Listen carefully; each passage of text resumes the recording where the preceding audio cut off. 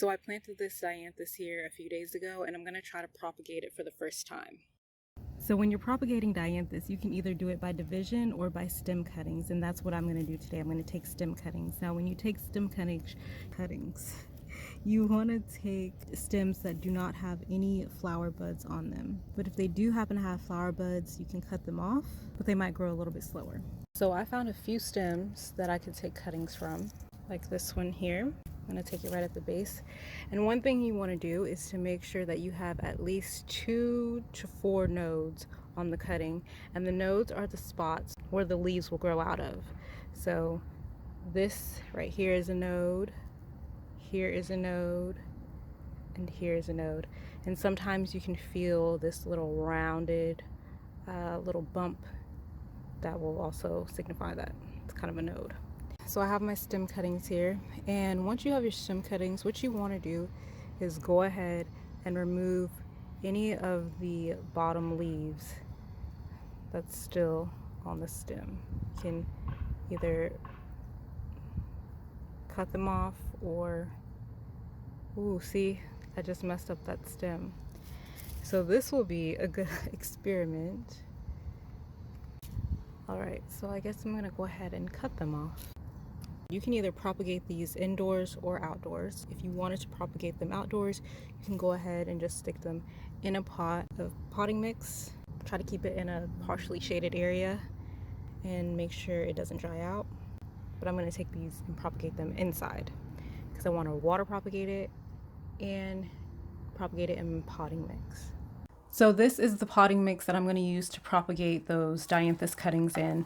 It's a combination of perlite, shale, and coconut coir. I only use coconut coir for indoor plants and seed starting and all that other kind of stuff. So to plant these cuttings, I'm going to be using a few things. I'm going to water propagate and propagate in potting mix. So I'm going to use this pot. It's a small pot for the cuttings and potting mix.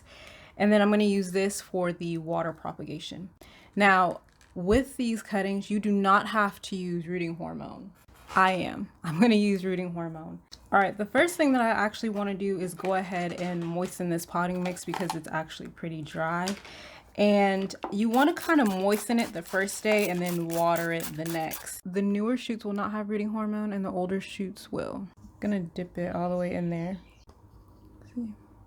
Ooh, getting it everywhere. I had to switch to a bigger pot.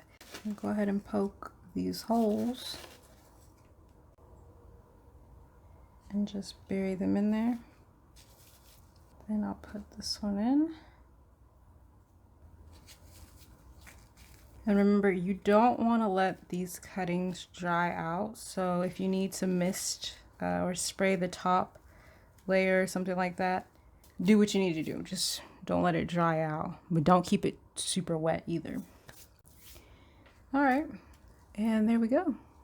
I'm gonna use this art tape to make a little grid so the cuttings just won't, flop over.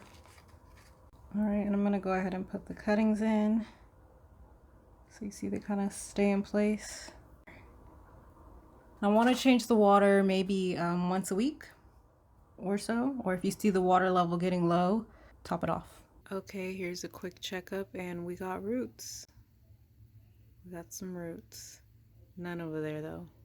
Okay, just gonna check on these cuttings really quick. So this right here, I don't know, it's still green, but the foliage is just, I don't know. This, dead. Let's see, these 2 cuttings. Nothing is happening here. Ooh, and this looks like it is rotting. Oh, is that a... No. There are roots. I believe this one was the one with the rooting hormone.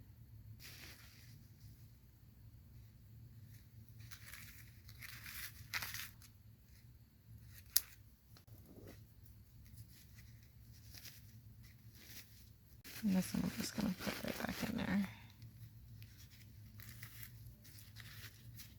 So once you start to see roots, or when you start to see new growth, that's also a sign that, this is taking root, it's growing.